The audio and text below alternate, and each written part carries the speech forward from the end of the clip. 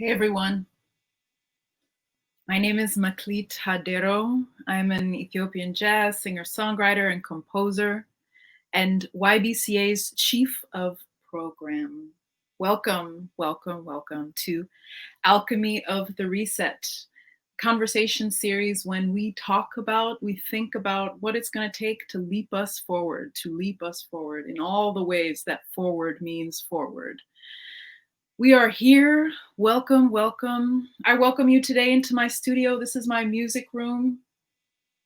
I had a couple of days off on Monday and Tuesday, and I was able to do some composing and rehearsing and playing. And it's been tough lately because things have been so busy. But there was something that I was thinking about as I was playing music. You know, there's a quality of silence that follows when a song that you've been playing has really reached deep, right? It's like when the song ends and you listen to the silence that follows, you know how far into the path of the soul did that song go. And I want to say something about silence, which is that in this conversation, the four of us are going to be in a place of reflection, of openness with each other, of surprises, of twists and turns, of three questions that are going to set us along the path. You're going to see them as they unfold. Questions that will guide us through the reset from the personal to the interpersonal, to the social, to the societal, and beyond. And there may be moments of silence, but we welcome that. Because when a conversation is real, like when you're sitting there with a friend that you haven't seen for a long time, and sometimes the silence just lets you sink in. That's what today is. That's what this conversation series is. A space for real interaction. There's a live chat, and I want to encourage you all that that's a space where you can be in conversation with each other, and I hope that robust conversation follows for you as well. And I also want to thank HowlRound, our streaming partners.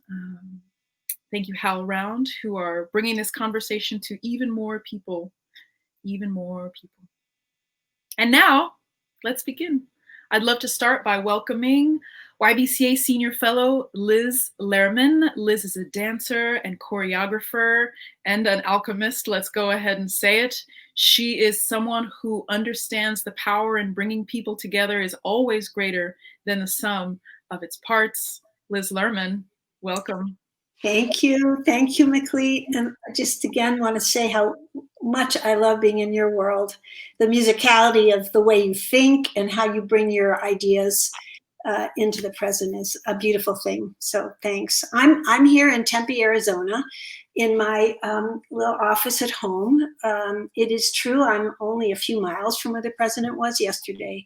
And I did wake up this morning reflecting a little bit on the nature of celebrity and loyalty. And I know, how has it come to be that people want to express their commitment by not wearing these masks, which of course are one of the few ways that we really can protect ourselves. So it's gotten me into a lot of thought this morning of being here in this particular time and place in this state.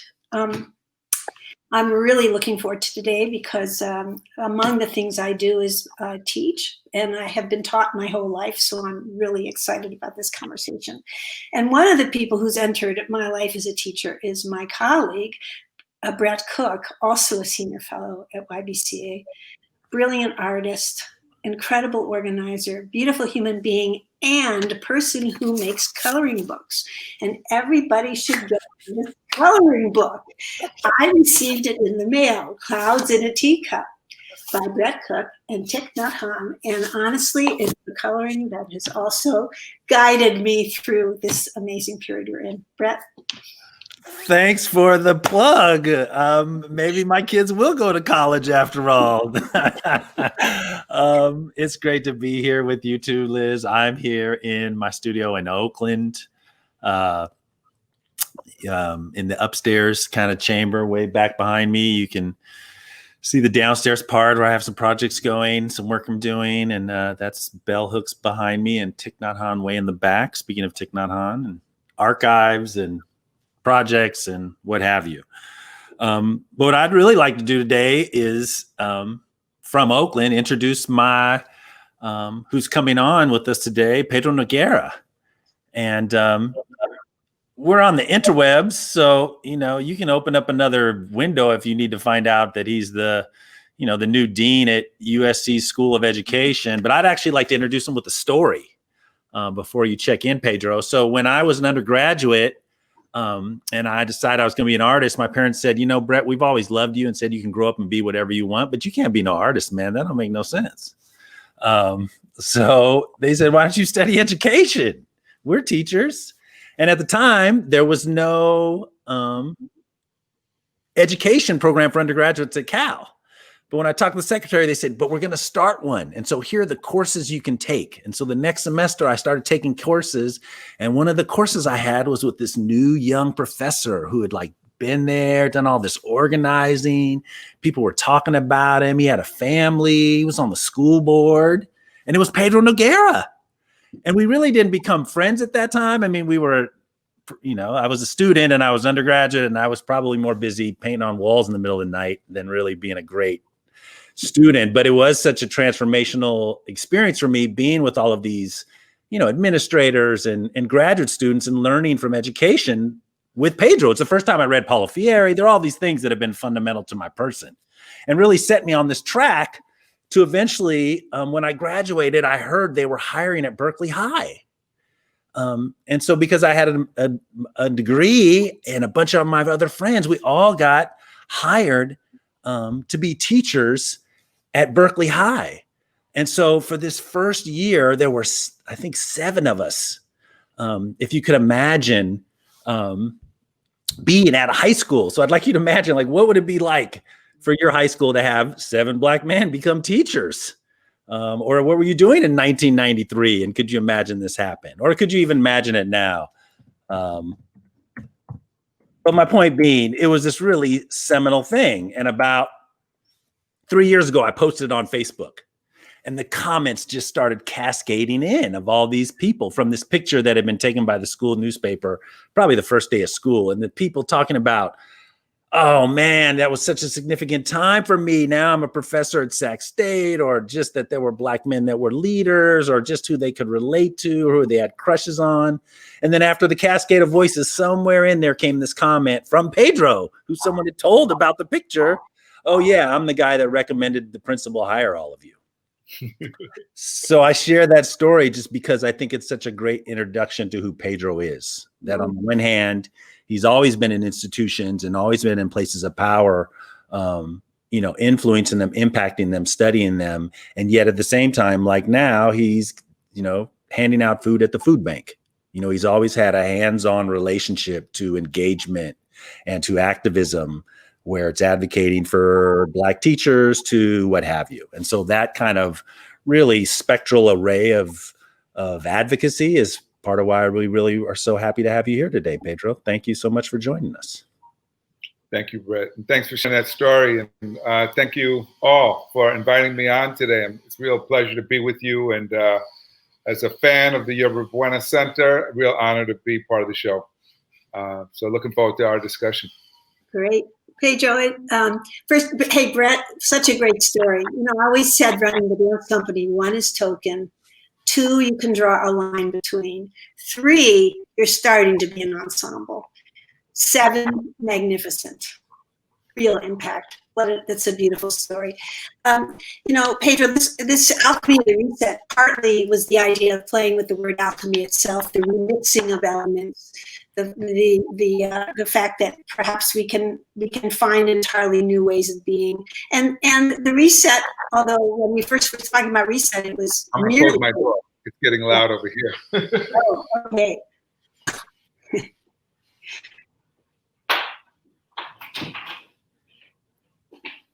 That's so great. Sorry, one of the problems with working from home is you get all the sounds of home too. Well, as a choreographer, I just want to say I couldn't say more about a reset than what just happened. a physical manifestation of the need to reset. Thank you. I will not go on with anything more about reset. We just but what I will say is that, we, as McLeod and Brett and I have gotten to know each other, the way in which we've perhaps allowed ourselves, begun to get personal, has really changed things for all of us. And to sort of begin the conversation by asking you a time in your own life when you had a reset, you made it happen, or you had to make it happen. What were the conditions? What caused it? What was it? What was it like to reset? Well, thanks for the question. And I would say, I regularly reset. So, I'm about to start a new job, although I have to move, I'm leaving UCLA to go to USC. I moved from New York 5 years ago, which gave me a reset here in Los Angeles. And so throughout my life, I've done this. But I guess the most significant reset for me occurred right after my first wife died. My wife, Patricia. Brett knew Patricia, and we'd been together 24 years. We had 4 kids together. The youngest was only 11 at the time. She'd had a prolonged illness, and when she passed, I realized that a big part of my own identity was connected to her, who I was as a person. And now that was changing. And it left me feeling very uncertain and unclear about who I was and where I was going. And that added to the depression of the moment. Even though I responded to that by kind of immersing myself in my work, it was a kind of lingering feeling of sadness that sat with me, I would say, for almost 2 years. And then I had this kind of revelation at one point. I remember walking along the Hudson River uptown, and not far from where Brett used to have a studio in Harlem. And it was kind of very late at night, and I was walking my dog on a field in what seemed like a kind of eerie place. Eerie because it was desolate, and as it got darker, you could see rats emerging from the darkness. And what was interesting is the feeling that came over me was not one of foreboding, but of feeling very, very alive, of feeling very much a part of the moment I was in, and realizing at that moment that I'm alive, I'm here, and I have to continue to live with my life and move forward. And it was that moment that was the real reset. I would say the whole period in between her death and that moment was kind of a long pause. But I came out of it, I think, with a greater commitment about what it meant to be alive and what I wanted to do with my life. So that's the moment that I think of as having provided me with that opportunity for a real reset in my life. Oh, that is an amazing set of stories to hear. Thank you for telling us about the whole range, because I think as people go through this period we're in now, that 2 years of mourning or trying to understand your own identity in this new place and losing as much as you lost, but also the fact that the surprising nature of when we start to feel alive again, even though some people might have experienced that scene differently, your capacity and your readiness for that is profound. Yeah. Yeah, no, I'm supposed to ask the second question, but I kind of want to ask, what in that 2 year space, what were you reconciling? Did you think of yourself reconciling, or was it just a fall? Oh, yeah. No, I went through a lot of survivor's guilt. I started, wondering, why did she die? Why am I alive? When you lose someone like that, you often, it puts you in touch with your own mortality very profoundly. It put me in touch with the ways in which death, does not discriminate. I remember so often going to chemo treatments with her and being in these waiting rooms and seeing the very diverse group of people who all were there. They all had one thing in common. They all had cancer, and the same kind of cancer. So they were getting the same kind of treatment. But they were young, old, different ethnic groups, different classes, and they were all there together with this, waiting for treatment. And it made me realize, that we're all fragile in a certain way. We don't think about ourselves that way, but and that, I think, also reinforces this need to kind of live fully while we're here, which is something I took away from it. But also to live without fear too. And I think that was what that moment meant for me. Yeah, I often think about waiting rooms as remarkable moments. The who is in there, the nature of the suffering, the fragility of the people, the imaginations that are at play, and this sort of living between whatever's happening and the hope, and everybody in that room is having that. And I think it's interesting, again, even to compare this to this. Are we in a waiting period? Are we moving past that?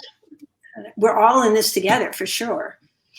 So no, it's a good analogy actually for the pandemic and the quarantine that we've been in. It has, I think, given us time to stop, to reflect on our lives, our priorities, the way we spend our time. I know prior to this, I was on airplanes, sometimes 2 and 3 times a week. I'd wake up in the middle of the night, not even know what city I was in, but that had become my norm. Going, doing. And this has given me more time to really reflect on my priorities and what's most important. Before the show, Brett was giving me more tips on composting because I've spent a lot more time gardening. I've spent a lot more time with my kids, with my work, and with my family. And I appreciate that. But I also appreciate the fact that that's a privilege. That there are many others who are dealing with great uncertainty and fear. And then now we have the uprising that's taking place across the country, which is taking people out of quarantine and back into the streets in a good way. And so it then raises the question, what's next? And it's hard to know. It's hard to know what comes next. So in some ways, the gardening is a great way to contemplate what comes next for me, because it kind of grounds me literally with the earth, gives me a chance to be in the moment, but at the same time to reflect on what's coming next. And if you don't mind, Maklit, when you spoke at the beginning, you talked about moving forward, and I've been giving a lot of thought to that because I'm not sure if that's always the way things move. That I think that as humans, we sometimes think of the motion of time in a linear fashion, but sometimes it's not that direct line. Sometimes it takes a curve. We got a lot of curveballs thrown at us just in the last few months. We really don't know what the future will bring. And in our human minds, we want to imagine that it'll be a lot like the present, but the fact is we are clueless about what lies ahead. So how do you prepare for something so unknown? And so, I don't worry about that. Maybe sometimes I should. There have been moments during this pandemic when I have gotten worried about what could happen. When I heard of friends who were getting guns, I was thinking, well, should I get a gun? Who will I shoot if I get a gun? What am I protecting myself from? But fear has been part of this experience too. And so being in touch with all those emotions has been important for figuring out, okay, how do I really live at this time and prepare for the unknown, which lies ahead. Yeah, no, you're starting to get into what was supposed to be the second question, which is really, what is something now that you see that is happening in your life or your career, or your profession that really, has been a result of these conditions? Sometimes we ask the question, what do you wish for? But I want to be open to, what are you seeing in your life garden? Like, what are the things that you're recognizing, are starting to emerge that maybe some of the rest of us haven't noticed or don't see? Well, I've since for over 30 years, I've been in the field of education, and Brett brought me back to my times at Berkeley and serving on the school board and being a teacher and teaching at the university. And I found that to be really rewarding work. It's a great way, you touch the lives of people, and then you get to see them do great things. It's like being a gardener, but your garden is your classroom.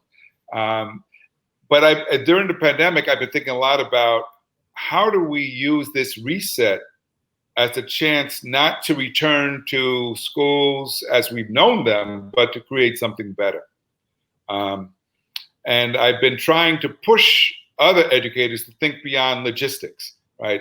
Everybody's consumed, okay, well, how do we do social distancing in overcrowded classrooms? How do we keep buildings clean? How do we deal with the teachers who are afraid of getting the virus from the students? And these are real fears and concerns, but we still have to think, okay, education is our best resource, our best tool for solving our problems, right? For confronting them at least.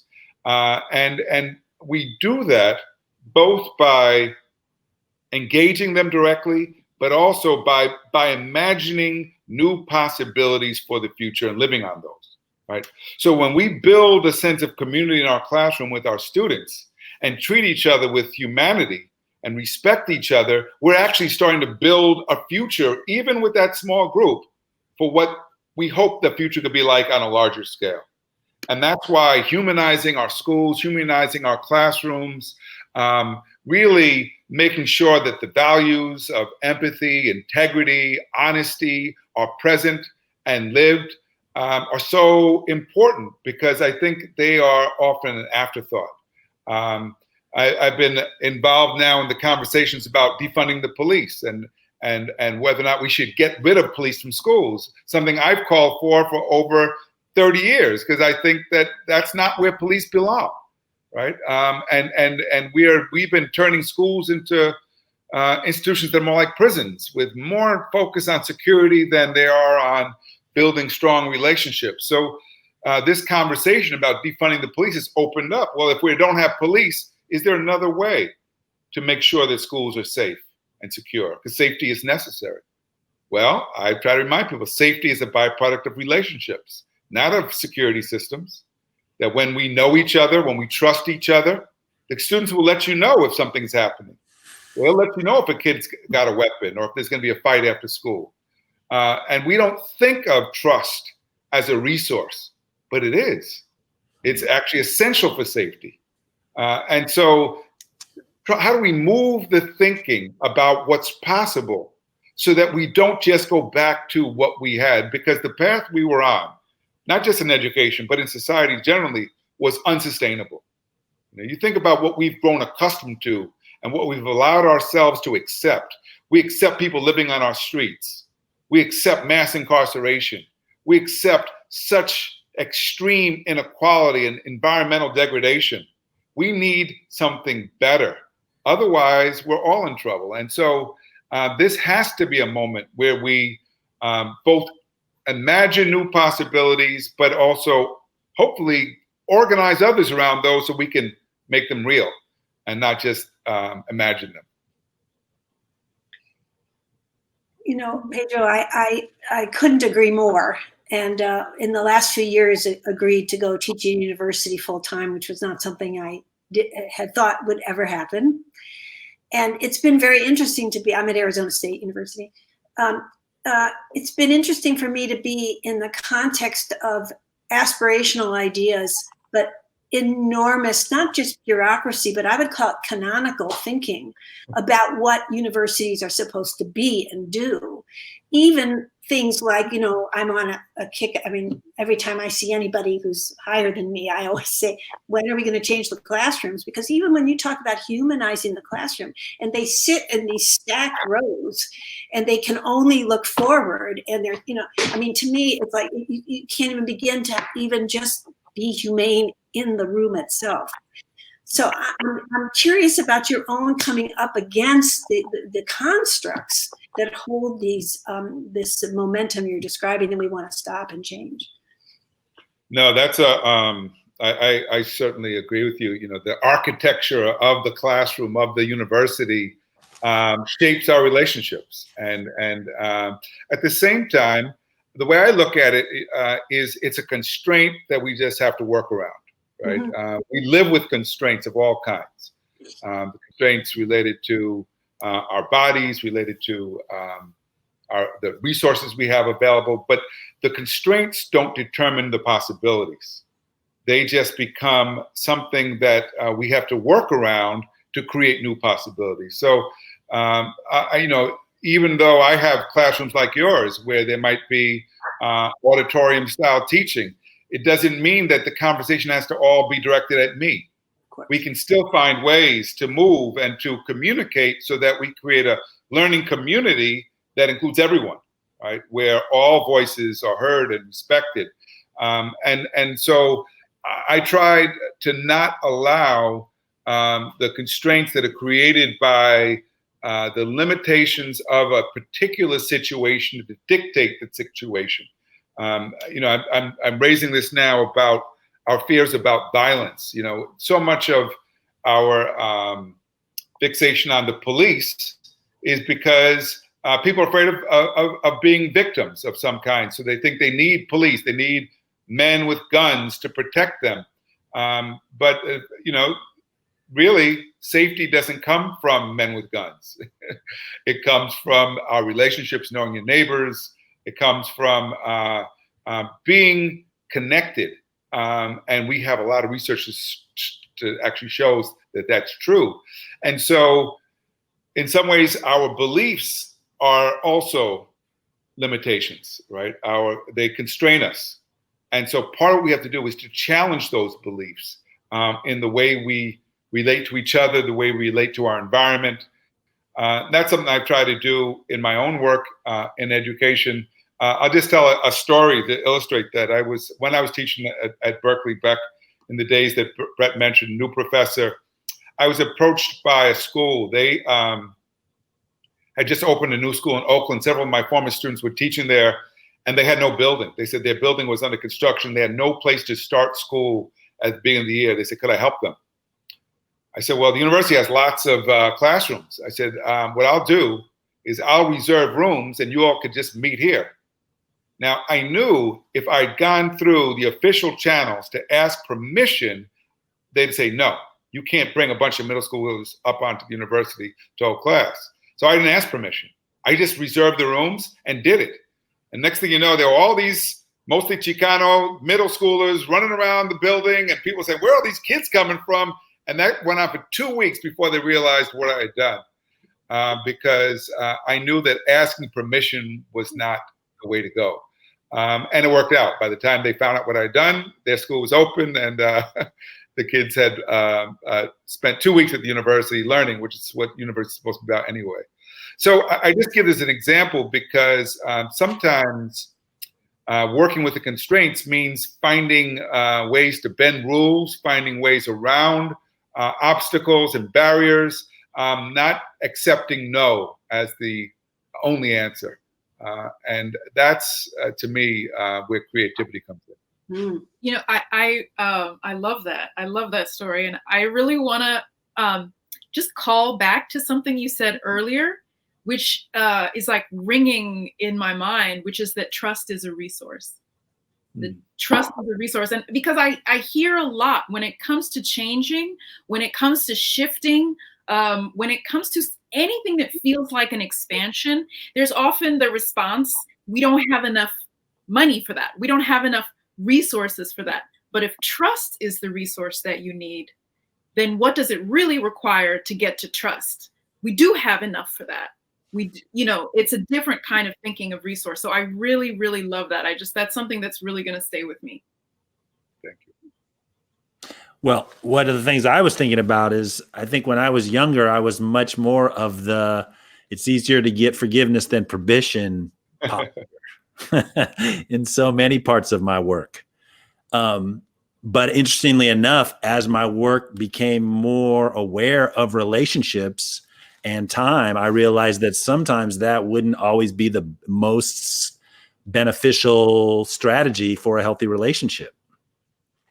that if it was about a relationship over a long period of time, such kind of that it just wouldn't always be so helpful, and it makes me think, just wonder, if you can bring us to models that you're seeing today that aren't so clandestine, but are actually really more kind of skillful or intentional about the building relationships in education or in the world. Yeah, and I should just credit you, Brett, because I learned about non-permissional art from you, right?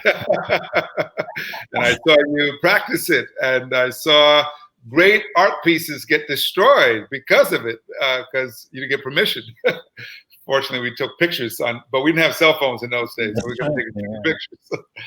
But but you're right. Sometimes you do have to work with the system to make change too. You can't always work around it.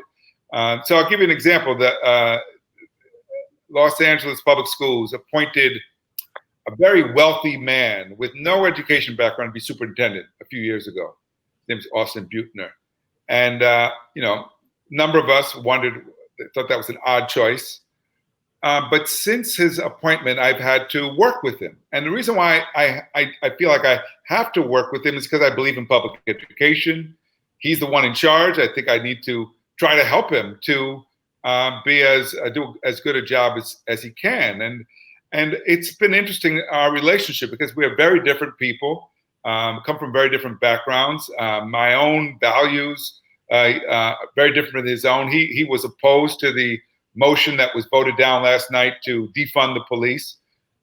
But I would not take his vote, his recommendation to keep the police as a sign that now he's my enemy. I still have to figure out, okay, how to work with him. He's still in charge. Where are the areas where we can work together in the interest of children to make schools more humane and better than they were? And that means, to meeting him where he is and then trying to push him, hopefully in some better directions, at least better in my opinion. But I think we live at a time where it's very easy to write people off and say, well, you're an enemy. You're a right winger. You're a racist. You're going to fill in the blank. And it's not to say that we shouldn't be clear ethically about where we stand. I think we have to be. But at the same time, if we don't leave open space for dialogue, then what do we have left? All we have is conflict and polarization, which is what we're seeing in this country right now. And where's that taken us? So I try to figure out, how do we build bridges with people so that we can, in fact, work towards the changes that I think are so necessary in the world? And how do we make that happen at a micro level and build out from there? Again, I think that our tendency to label really works against that. I've been writing a book right now, which is an exchange of letters between myself and a well-known conservative about educational issues. And we're discussing a number of the issues that have divided education over the last several years, things like charter schools and testing. And the goal of the exchange is not merely to debate, but to see where is there common ground, where's there possibilities for not compromise, but for recognizing the truth in what the other's saying, which is different than compromise.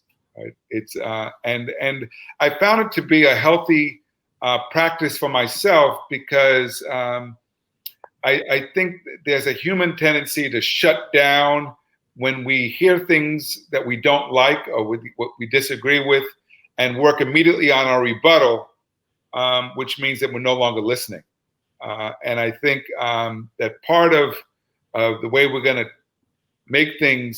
help things move forward in a better way, go back to Macleet's point, is by more listening, more dialogue, by finding ways to connect with people that right now don't see things the way we do. I'm curious, as you've been speaking about this word belief and the beliefs that people hold, and how those beliefs take hold within a person, how they get practiced and practiced and practiced, how they then hold, who they hold in trust with them, often people who share those beliefs, and then how those beliefs actually feel insurmountable or immutable. I guess I would say immutable. I can't change that belief. And yet, even as you're speaking about your relationship with this conservative thinker, I'm sure you're coming up against not just ideas, but belief systems that are quite different.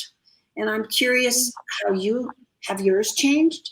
Has that person's changed? Or where is there room for those kinds of changes? Good question. I on certain areas, there's it's clear we disagree.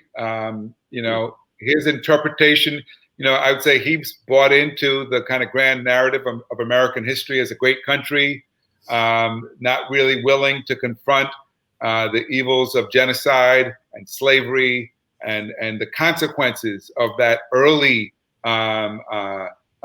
racial oppression for the kind of society we live with today. So we're far apart there. But then on other issues like charter schools or addressing the social and emotional needs of kids, we could find common ground. And so I'm not naive enough to believe that I can just talk someone out of their beliefs. I do think that sometimes at the level of human values, we can find connection. Everybody wants to feel safe. This person I've been communicating with is a parent. He loves his kids like I love my kids. That's something we share in common. When we address and build upon our commonalities, it becomes easier to then say, okay, well, where else could we possibly work together to address some of the common problems that we both see? And we do see some of the problems. I mean, we may not agree on the solutions, but we often see that growing poverty, the rise in racial hatred and hate crimes from white supremacists, this is a real threat that he sees as well and he acknowledges. So even if we don't agree on the history, we do agree that we have a lot of work to do to solve and to address some of these problems that are looming in the horizon. I do an exercise often in some of the community-based projects that I work on, or even when I'm bringing scientists and artists together. I often ask people to pair up with somebody who's not like them and find common ground. I say, take 5 minutes, go find some common ground. And, they go off in the corner and then they come back and everybody, of course, finds common ground. And I'm not so much interested in the common ground. I want to know how they found it. And, someone will say, well, we asked each other questions. And then I'll say, well, what kind of questions? Oh, personal questions. It was personal. Oh, what tone of voice did you use? You didn't come in all, you weren't screaming at each other. You actually were quiet, intimate, so we know how to do it. Yeah, but we don't do it enough. I often say, during moments of crisis, and the pandemic hasn't really allowed for this, but I was in the Bay Area in 1989 during the Loma Prieta earthquake.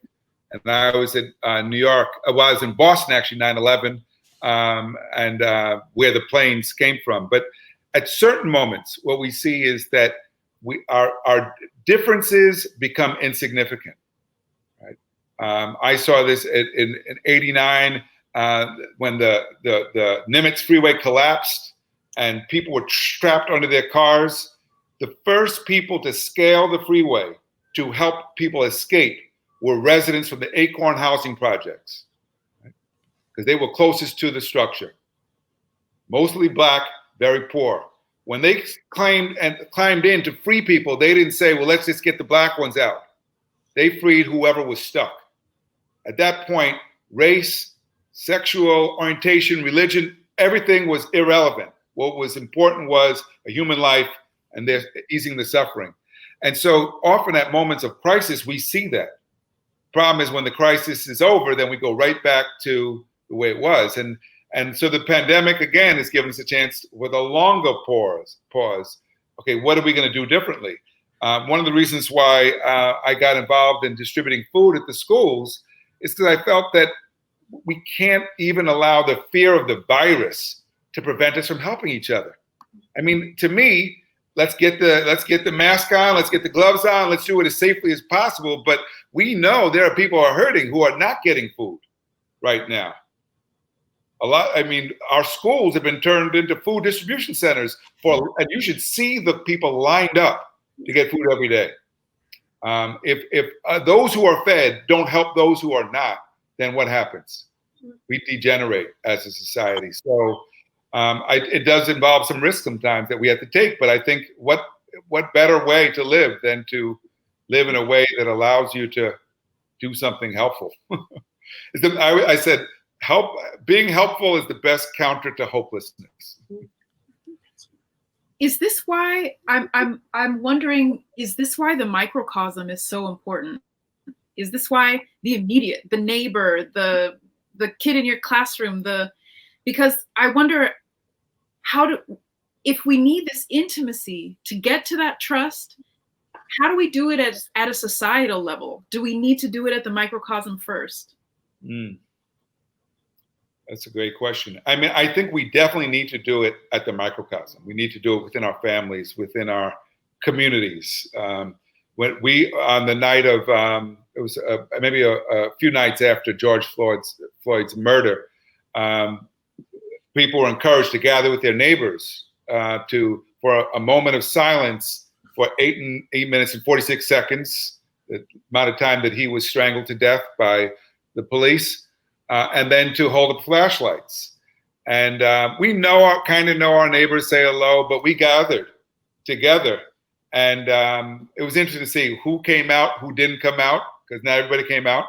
It was interesting to see that we had no plan for what to do. And one of my neighbors brought candles, which I thought was a great way to light a candle for the life that had been taken out. And then to share words without giving speeches about the moment, just words to acknowledge the loss of life. And it was a great way to come together as a community, a very diverse community. I don't know how we build from there to do that work at a larger level, at the level of the city, the state, the country, the world. I think we have to go there. I just don't know how we make those leaps effectively. One of the reasons why I agree to do a lot of these talks is because I hope that somehow the words are going out there into the atmosphere and planting seeds that others will take and run with and do good with, because I don't know any other way to try to help spread, good.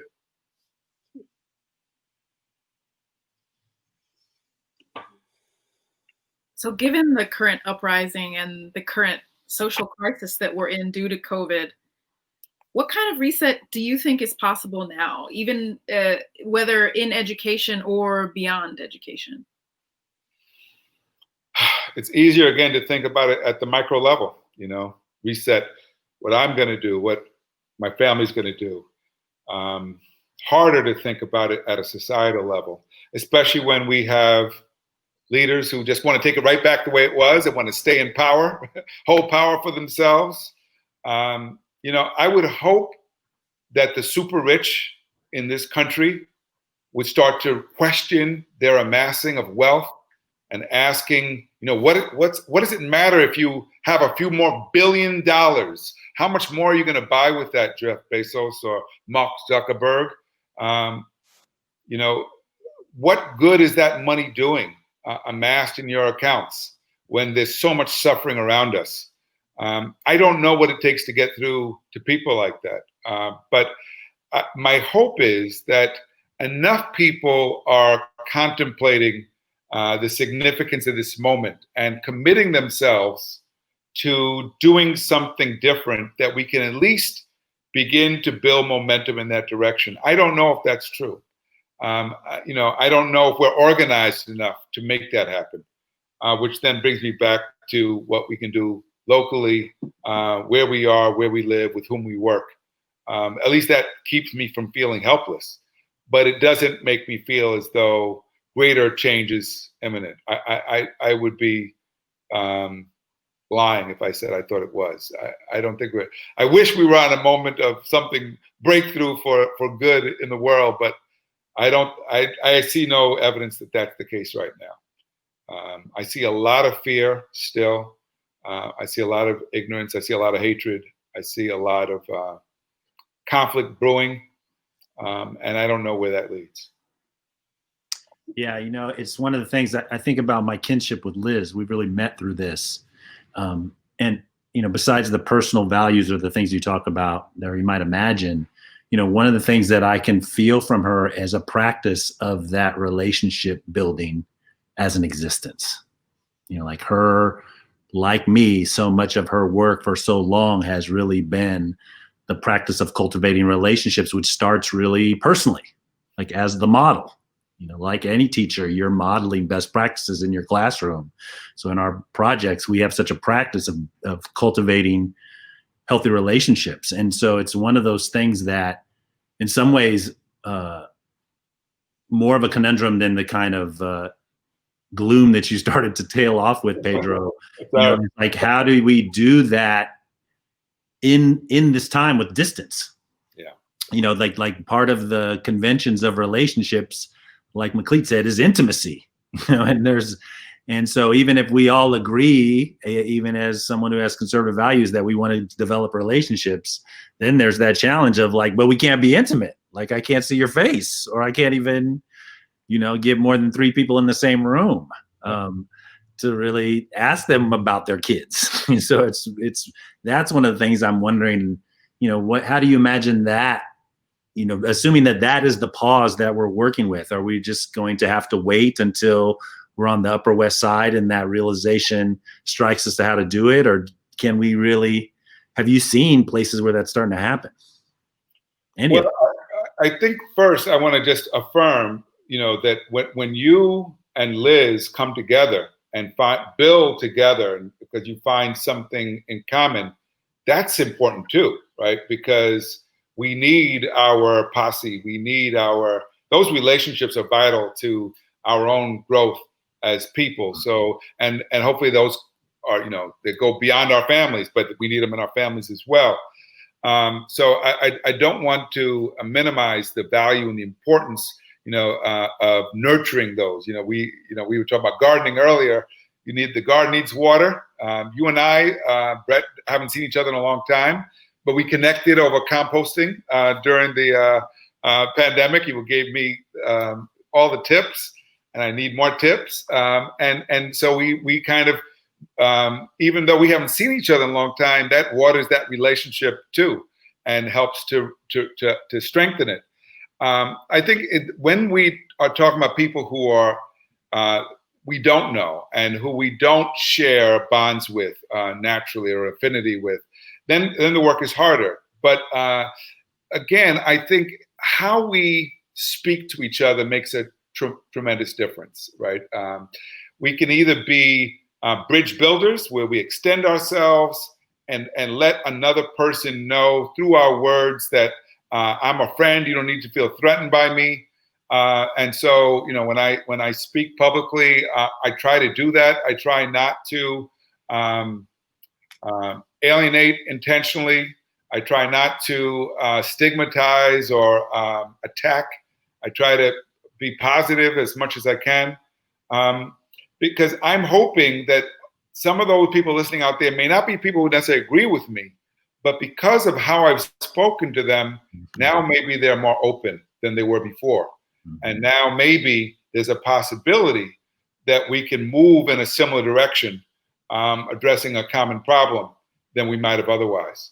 So that's the only thing I know to do, aside from, again, where I am immediately and who I work with and who I live around, extending myself. But I think that extension of ourselves, that openness of, to others, is an important starting point for building a different set of relationships.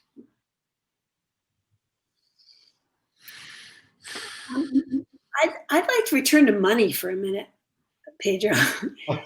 Money. Because I think the question you posed to Mr. Bezos a little bit ago is really a good question.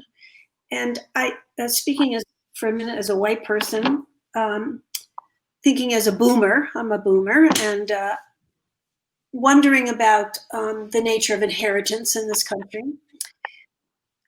Although I knew the history, I don't think I felt the history the way I have felt Tulsa and George Floyd, like in my bones. Like the fact that the laws made it deprived people of color from their own inheritances. Like, I mean, like actually understanding that, not sort of knowing that vaguely in some history book. Somehow it feels to me that there is, for a moment here, a change. The thing, and this is what I think we were thinking about with the reset, was that the speed with which people will jump back into what they used to think, as opposed to this glimmer that is living in us right now. And how do we like push that? And I think money is part of it. Like move the money, change where the money's going, whether it's the police departments or people of my age who will be passing money on pretty soon. To what and how, and so I'm curious if you have reflections about that. I'm not sure. I mean, it's something I think about, because individuals like a Jeff Bezos or Bill Gates, the wealth they control gives them inordinate power to shape our lives and shape the future. And I think I would hope that with that wealth comes a sense of responsibility to the world, not just to yourself and to your family. But I don't know if it does, honestly. I don't know if that's what they're thinking about, or if they just think about how do I get more. I was in Tulsa twice not long ago, and I was given a tour of the city of the Greenwood neighborhood. That was the neighborhood that was burned to the ground in 1921 when white mobs attacked the Black community, what was called Black Wall Street at the time. And I was given a tour by a retired police officer, Republican, who was on the city council. And he wanted to show me Greenwood. And we visited a community center.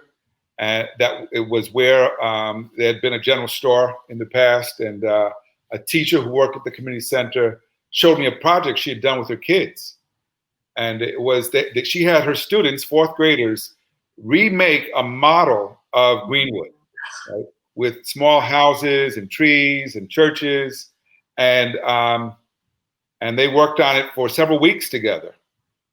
And at the end of building this model, she set it on fire. And the kids reacted the way you're reacting. And she said, think about how you feel now, and imagine if this was actually your home. Imagine if you were actually there. At first I said, wow, that's abusive. And then I thought, sometimes we need that kind of visceral shakeup to understand the significance of things, right? Someone pointed out to me recently that, the Trail of Tears ended in Oklahoma. A lot of Native Americans who were forcibly displaced and marched across the country ended up in Oklahoma, and some of them settled in Tulsa. So the story of Tulsa is a story of dispossession that has ramifications way into the present, right? For many of us. How do you reckon with that? And if we don't reckon with it, how do we move forward? Because if you don't acknowledge the hurt, it's very difficult to imagine moving forward. So it's interesting, that same retired cop, same Republican council member took me to a memorial to John Hope Franklin, who was from Tulsa. He's a famous African-American historian. And it's a beautiful memorial. And he said, that community center and this memorial is what we got when we demanded reparations. I said, you demanded reparations? He said, that's right. He said, this community deserved reparations for what happened. He said, this is all we got. He said, but we got a lot of work to do. And I was shocked to hear a white Republican, former policeman make the case for reparations. And I believe if that can happen, growth is possible.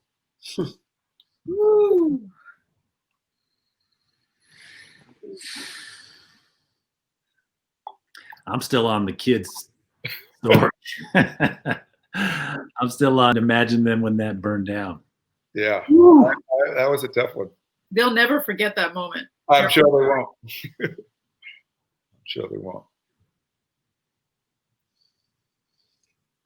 Well, to me, that's embodied education. Yeah. It's like experiential, so it's unforgettable. Yeah. But think how often kids, have an emotional reaction to what they're learning, and there's no space to process what they're feeling, what they're going through. I was visiting a school classroom one day and watching the dynamics, and a girl raises her hand to answer a question, and a boy in the back yells, "Shut up, you fat gorilla." And the teacher said nothing. And the girl put her hand down and said nothing for the rest of the class. And I knew that not only was that girl hurt, but everyone was hurt by what happened, because they'd seen that student violated and nothing was done. And who knows if she'll speak again in class, after something like that happens. That's just a very small example of the kinds of slights and aggressions that people experience in school and outside of school. But, that's the reason why I think a lot of this work has to be about acknowledging hurt when we see it happen, acknowledging the wrongs so that we can move forward. I was giving some friends, they'd written a statement about the killing of George Floyd. In their statement, they said he lost his life. I said, he didn't lose his life. He was murdered. We saw it. Why do you use this kind of sheepish language that sanitizes something that can't be cleaned up? It can only be cleaned up by acknowledging the wrong.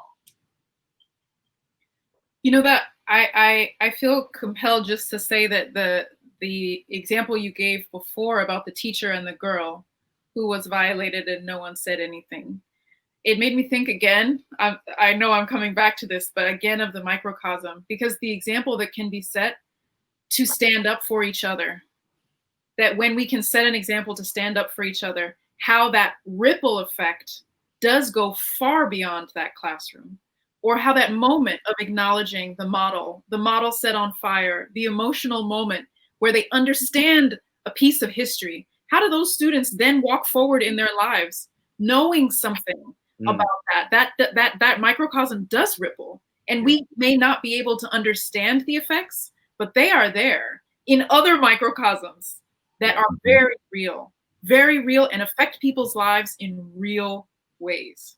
Absolutely. My wife is she's a mindfulness educator and meditator, and she's a part of several large organizations that do this work throughout the country. And they're going through a lot of challenges because some of them are saying, we're not social justice organizations. And I said to her, if they're not, then what are they? If they say they're for compassion and they can't feel this moment, then they are hypocrites. So being able to feel the moment we're in, being able to know how to respond, I think is an essential part of the work we've got to do. Well, I would love to drop some stories on that, but I think we're out of time. And regretfully, we're out of time. So I have the esteemed honor of just saying thank you, Pedro, for joining us today and giving the excuse for me to see you. Like I told in the backstage before we started, I told Pedro, like I tell everyone, the only way I get to see you is if we do a project together or you live in my house. So this is the closest I could do. Well, hopefully where we can see each other in the flesh again. Thank you so much. Thank you all for having me. It's been a great conversation, and I appreciate the work you're doing to get us reset. So thank you. Thank you. And thank you to everybody who joined us today. And we will see you next week, July 1st, for Alchemy of the Reset once again. Thank you, everyone.